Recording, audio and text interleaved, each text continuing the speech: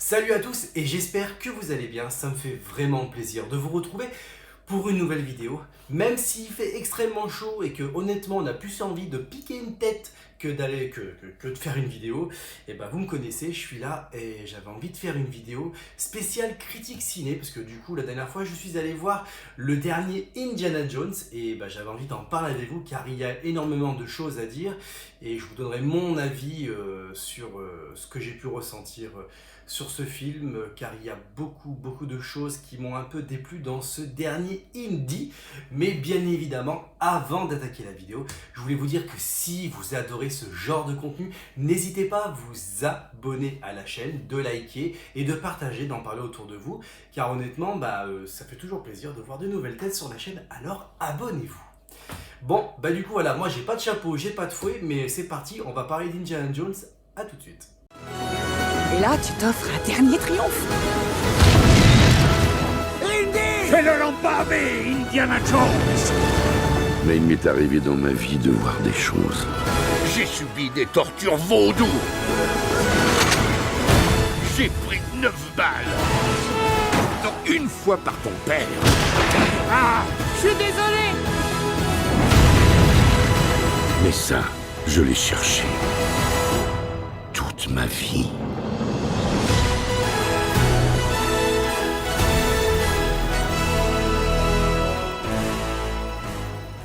Bon, ça y est, on a enfin le dernier épisode d'Indiana Jones qui est sorti. Alors le dernier, il datait de 2008 et c'était Le Crâne de Cristal et ça a été déjà un peu mitigé. Et là du coup, Harrison Ford nous revient dans un nouvel épisode de Indiana Jones et le Cadran de la Destinée. Alors, d'après la bande-annonce, quand je l'avais vu au début, c'était vraiment cool. Voilà, le film avait l'air de péter un peu de partout, ça avait l'air d'être génial. Alors attention, bien évidemment, je tiens à dire que le film est pas trop mauvais, pas si mauvais, mais je vous expliquerai ça dans mon avis final avec totalement spoiler. Je tiens à préciser, c'est vrai que je ne l'ai pas précisé en tête de vidéo, mais cette vidéo sera 100% spoiler. On va parler un peu d'Indy, donc voilà, moi j'avais envie de me lâcher et de plus me retenir sur les éventuels spoils. Alors du coup, côté casting déjà, donc faut savoir que il y a donc toujours Harrison Ford qui rentre pile pour le rôle de Indy. On a Mads Mikkelsen du coup qui fait Jughead Voleur et on a l'Antonio Banderas, señor, du coup qui nous fait un petit clin d'œil dans un petit rôle secondaire, excusez-moi. Et je regarde juste un petit peu le temps du film parce qu'il me semble qu'il fait 2 heures et des poussières. Je vais vous confirmer ça tout de suite parce que, étant donné que j'ai une mémoire de poisson rouge, bien évidemment. Alors, on est bien d'accord, le film fait environ... Bien évidemment, c'est pas marqué. Sinon, c'est pas drôle. Bon. Il doit faire environ 2 heures, 2h20, il me semble bien. Moi, j'ai trouvé que c'était long. C'était vraiment long parce que voilà, il y a plein de choses à dire sur l'histoire et tout, donc du coup voilà. Alors pour faire simple, Indiana Jones c'est pas compliqué, il y a sa filleule du coup qui vient le chercher pour lui trouver le cadran en fait, ce qu'on appelle une sorte de pièce un peu mythologique et tout ça et tout, le cadran qui aurait soi-disant des pouvoirs et tout ça et tout. Alors faut savoir que le cadran il avait déjà été trouvé un petit peu plus tôt dans les aventures de Indy, parce que Indy est partout. Donc du coup voilà, faut savoir qu'il y a un passage aussi dans le film où il est rajeuni numériquement. C'est un passage où ils ont dû attendre environ 1 an pour avoir les premiers résultats. Alors c'est un truc qui se fait assez souvent là. On avait eu pareil donc dans Fast and Furious 7 quand Paul Walker était mort. Et là du coup ils ont utilisé aussi la même technologie pour Star Wars Rogue One, il me semble bien à la fin, pour rajeunir un personnage. Et là du coup nous ont fait le même coup pour Harrison Ford. Ça passe. C'est plutôt sympa. Alors, est-ce que c'est vraiment utile pour l'histoire? Ça, c'est autre chose, parce que ça se passe il y a des années en arrière, c'est toujours pareil. C'est pendant les guerres et tout ça et tout, donc avec les nazis et tout ça et tout, donc c'est toujours le même schmilblick. Alors là, ce qui est plutôt cool, c'est qu'on sait qu'en fait, Indy est piégé dans une sorte les chronologies des films, en fait, sont bouclées, on va dire, jusqu'à 1969. C'est là où le dernier épisode, le cadran de la destinée, se passe. Donc il faut savoir qu'Indy, quoi qu'il arrive, sera toujours bloqué dans cette époque entre 1900 et les poussières et 1960. Donc déjà, c'est déjà beaucoup plus que les autres Indies, parce que ça nous permet déjà de savoir pourquoi il y a cette patte artistique qui est représenté avec ce look assez rétro et toujours cette façon de voir les choses un peu old school. Et ça, je trouvais ça vraiment cool de vraiment placer temporellement Indy dans ses aventures et vraiment savoir où ça en était. Alors, moi, qu'est-ce que j'en ai à dire de tout ça? Alors, ma plus grosse inquiétude était de savoir si Harrison Ford allait arriver à jouer encore Indiana Jones, car ça lui fait quand même 80 balais. 81 même. Alors, 80 balais, c'est pas rien. Il faut savoir que dans Indiana Jones, c'est voir beaucoup trop. Et malheureusement, ça se ressent à la perf. Alors, toujours pareil, Harrison Ford dans ses répliques, dans sa façon de jouer, c'est nickel. On commence à sentir qu'il est vieux, on sent que les gestes sont plus trop posés, tout ça et tout. De toute façon, on le voit à un moment donné dans le début du film où il est un peu torse nu et tout ça et tout. Et bah là, on le voit en fait. Et c'est plutôt vieux tout ça. Même si Harrison Ford passe quand même bien à l'écran. Hein. Donc du coup voilà, après donc faut savoir toutes les cases, toutes les bagarres, tous les trucs comme ça, bah, il y a la doublure et ça se voit malheureusement. Ça sent à la façon de marcher. Sur les scènes courtes, et ben Harrison Ford arrive bien à bouger, mais on sent qu'il y a la vieillesse, mais ça c'est voilà, malheureusement on ne pourra rien y faire. Et ça se sent. Dans cet épisode-là, j'ai l'impression que c'est comme si c'était un peu l'épisode de trop pour lui. Comme si ils avaient trop attendu avant d'avoir fait la suite et tout ça et tout.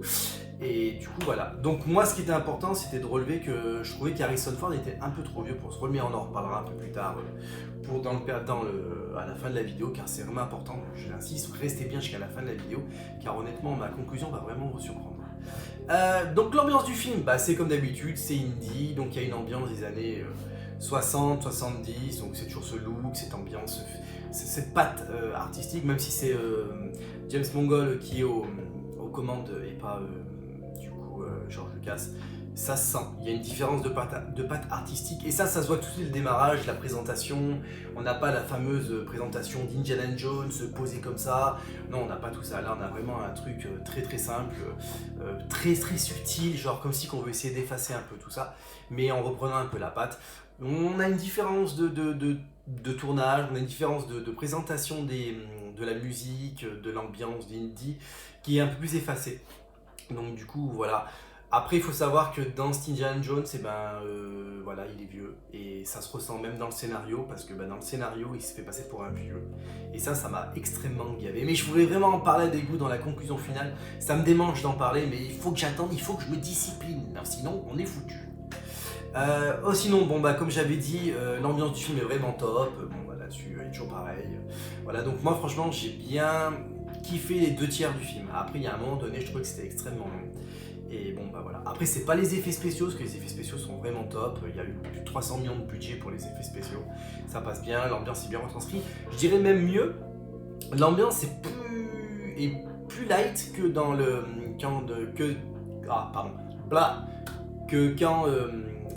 Crâne de cristal. Et là, le Crâne de cristal, c'était affreux. On avait une sorte de pâte granuleuse qui était dégueulasse.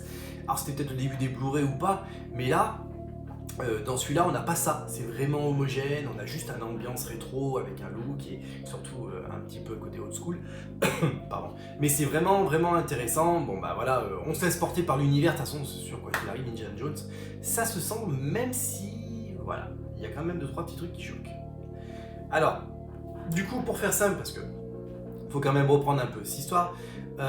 Donc pour moi, les plus dans Indiana Jones qui ont été très intéressantes. C'est le retour d'Harrison Ford en Indiana Jones. Pour moi, c'est extrêmement mythique. J'adore les Indiana Jones, même si celui-là, je le trouve un peu spécial. Harrison Ford restera pour moi dans toute ma vie Indiana Jones. Il a vraiment eu la chance de sa vie d'incarner Indy, ce célèbre archéologue. Et ça, on a toute la nostalgie qui va avec, et ça, c'est plutôt cool. Bien évidemment, dans cet épisode, on retrouve aussi Salah, vite fait, et ça fait drôle de les revoir un peu plus vieux. On sent que tout l'univers se porte sur, ils sont vieux, donc du coup, ils laissent détrôner, ils laissent la place aux nouveaux, et ça fait mal au cœur, malheureusement. Et ça, pour moi, je trouvais que c'était extrêmement dur à avaler du début à la fin, parce que si on me fout un Indy, mon Indy, je veux qu'il soit extrêmement performant. Et je veux pas qu'il soit vieux, qu'il soit ressenti dessus, mais comme vous me direz, dans le scénario, c'est aussi important de savoir clôturer cette belle épopée de Indiana Jones, et pour moi ça fait toujours mal au cœur de le voir. Après bon bah voilà, on retrouve dans des nouvelles aventures qui tiennent un peu plus la route que le Crâne de Cristal, même si le Crâne de Cristal était pas trop mauvais, à comparer de la première trilogie. Alors waouh, on se calme, je vous vois arriver tous à 150 km en disant « Mais comment ça, il est en train de dire que le dernier Indiana Jones et le Crâne de Cristal est meilleur que la première trilo ?» Non, je dis pas ça. La première trilo a son charme, comme elle aura eu son charme dans Star Wars, où je compare souvent les trucs comme ça, de Lucasfilm, où ben, la première trilo, c'est la première trilo. Je parle bien des 4, 5, 6, hein, je parle pas d'un 2, 3. Et bah là, Indiana Jones, la première trilo, restera la trilogie d'Indiana Jones, indémodable, avec son ambiance. Et ça, c'était plutôt cool. Donc du coup, voilà. Après, bon, bah moi, je craque toujours sur les nouvelles aventures d'Indiana Jones, même si je reste un peu sceptique. Pour moi, il y avait beaucoup à faire, mais voilà. Donc moi, j'ai vraiment quand même adoré voir les nouvelles aventures d'Indiana Jones, même s'il y a pas mal de choses qui m'ont vraiment rebuté. Pardon. Donc du coup, dans les moins, bon, alors l'histoire, elle est pas top. Elle est vraiment pas top. C'est vraiment une histoire ciselée, tout ça et tout. Le cadran, la filleule et tout ça et tout. Et ça, c'est dommage. On sent que bah, il faut trouver un successeur à Indy, mais on n'arrive pas à le trouver. Et on sait pas trop comment le placer. Donc du coup, ben voilà. Donc ça, c'est le gros point négatif que moi j'ai trouvé. Pour moi, j'avais adoré Shia LaBeouf dans le rôle du fils de Indiana Jones. Alors après, on nous l'installe, scénaristiquement, on nous l'installe. Pourquoi du coup Shia LaBeouf est pas là, donc le fils d'Indiana Jones, hein. Bon bah tout simplement c'est parce qu'il est mort. Voilà, je trouvais que voilà, alors je pense que Shia LaBeouf voulait vraiment pas revenir dans Indiana Jones, que pour moi ce rôle c'était vraiment pour lui. Pour moi il avait tout le charismatique pour pouvoir suivre les aventures de Indy, parce que c'est ce qui se passe dans à peu près le 4, hein, piège de Crâne de Cristal. Crâne de Cristal, et du coup donc dans celui-là voilà, et c'est vraiment dommage qu'on a la filleule que moi je trouvais pas trop charismatique, hein, parce que du coup il faut savoir que la filleule elle est incarnée par Phoebe Waller-Bridge, donc du coup moi j'ai pas trouvé ça très charismatique. On était plusieurs à le voir au cinéma et on a dit exactement pareil, c'était pas ouf, vraiment pas. Après voilà, ça fait le taf, on est bien d'accord, hein, mais bon ça manque un peu. Alors voilà, dans les Indiana Jones, il y a toujours quelque chose qui me perturbe, c'est que dans Indy, et plus que les autres, les actions sont pas cohérentes. À un moment donné, t'as une parade, et ça m'a choqué. La parade est censée être sécurisée. Dans cette parade, et ben en fait c'est la fête au slip, tout le monde se balade où ils veulent. Ils traversent la parade, pourtant il y a plein de policiers autour de la parade qui sont censés faire barrage et tout. Eux ils passent sans aucun problème. Harrison Ford il fait du cheval dans la parade, de toute façon ça passe plutôt bien. Il est poursuivi par une moto. Bon, la moto elle n'arrive pas à rattraper le cheval. Voilà, le cheval il va de partout, dans le métro et tout ça et tout. Ouais. La moto bizarrement n'arrive pas à rattraper le cheval. Ouais, allez, pourquoi pas. C'est un peu bizarre quand même. C'est toutes ces petites actions qui tiennent pas la route, ou comme on voit un policier quand quelqu'un dit ouais on a tué lui, venez m'aider. Ça bah le policier il réagit pas. Pour après en fait avoir des coups de feu, tout le monde s'abaisse mais les policiers ils n'existent pas.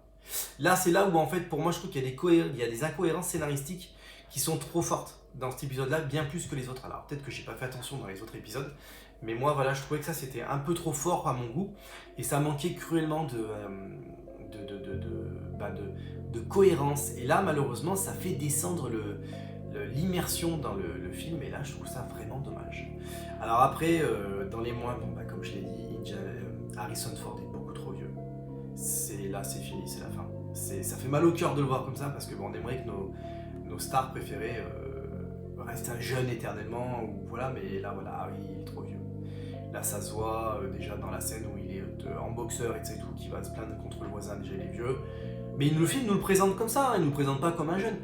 Quand il marche, il tangue à droite, il a un problème à la jambe, quand il court, il n'arrive pas vraiment à courir, il fait des micro-courures, donc des micro-pas, pardon, et tout est coupé vraiment pour que quand Harrison Ford doit faire des scènes d'action, tout est coupé pour que la doublure arrive.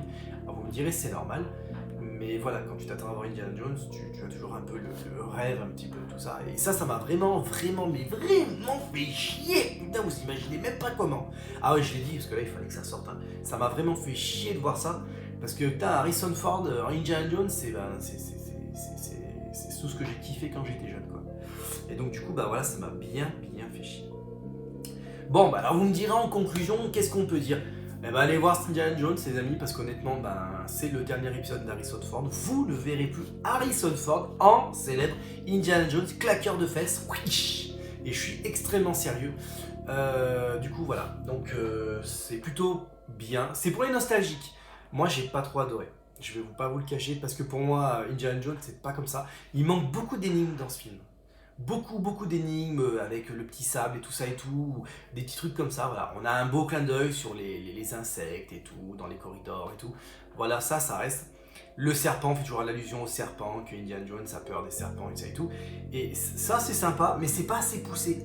Indiana Jones, pardon, il est trop vieux, donc du coup, on n'a pas tous ces blagues-là. Il fait que râler ou hurler, et c'est dommage parce qu'en fait, on perd un charme qu'il n'y avait pas dans l'avant-dernier épisode, et là, c'est trop. Alors du coup voilà, ça casse un peu, mais honnêtement, vous avez aimé Indiana Jones, allez les voir, parce que allez le voir le dernier, ça vous fera déjà votre avis, et deuxièmement, c'est important de voir le dernier film, en tout cas le dernier Indiana Jones d'Harrison Ford, qui honnêtement peut faire chaud au cœur les amis, parce que moi ça m'a pas trop plu, mais ça m'a quand même fait un petit quelque chose de voir Harrison Ford en Indy pour une dernière fois. Alors je pensais pas de ma vie revoir Indiana Jones. Déjà quand j'ai vu Piège de crâne de cristal, je disais c'est de ma vie, je verrai jamais ça, donc c'est de la chance. Et là maintenant on a le dernier épisode où on voit encore Harrison Ford, et je me dis bon c'est fini, là c'est sûr que oui, Harrison Ford a 81 balais, on verra jamais encore Indiana Jones. Et je pense qu'à mon avis, avant qu'on voit un autre Indiana Jones, les amis, ça risque d'être extrêmement dur. Donc du coup, allez-y, allez voir le dernier Indiana Jones au cinéma. Même si l'aventure est pas ouf et que les autres trucs sont pas top, on a quand même de bels moments de nostalgie. On a quand même Salah, on a quand même Antonio Banderas qui a un très bon rôle. Tout est bien quand même ficelé. On a Toby Jones quand même qui est dans le rôle de Basil. Et ça c'est plutôt cool, c'est pas mauvais. C'est pas mauvais, il faut y aller avec un sens totalement reculé. Moi, j'étais pas prêt pour le voir dans ce sens-là, j'étais prêt de le voir dans l'action pure de Indy. Il y a de l'action, hein, tout le temps il y a de l'action. Mais voilà, pas comme on voudrait l'avoir. Et puis notre Indy a trop vieilli par rapport au monde qui l'entoure dans ce film. Et c'est bien ça qui me fait mal au cœur. Je pense bien, en fait, c'est pour ça que j'ai pas trop adoré le film. C'est parce que j'ai pas accepté que Indiana Jones vieillit. Voilà les amis, c'était ma critique ciné sur le retour de Indiana Jones et le cadran de la destinée qui est au cinéma maintenant. Donc allez le voir les amis, allez soutenir le dernier film d'Harrison Ford en Indiana Jones. Au passage, n'hésitez pas à liker et à partager cette vidéo, ça c'est toujours pareil, c'est le meilleur soutien pour la chaîne. Alors allez-y les amis, faites-vous plaisir, bombardez-moi cette vidéo de like et abonnez-vous au passage. Dites-moi aussi si vous avez kiffé Indiana Jones, le dernier épisode, hein, parce que honnêtement il y a vraiment matière à débattre et je suis vraiment apte à lire toutes vos critiques là-dessus, vos remarques et tout. Alors allez-y, descendez-moi cette vidéo, scroller et allez surtout dire ce que vous pensez de cette vidéo en commentaire. Voilà les amis, ça m'a fait extrêmement plaisir, vous savez, de vous avoir retrouvé pour une vidéo. Alors écoutez, je vous dis à très vite car je concote un petit sujet qui peut vraiment vous plaire sur les jeux vidéo. Allez, ça m'a fait extrêmement plaisir de vous retrouver. Je vous dis à la prochaine les amis. Portez-vous bien et fouettez pas trop et portez pas trop le casque d'Indiana Jones car c'est Harry qui le porte. Ciao.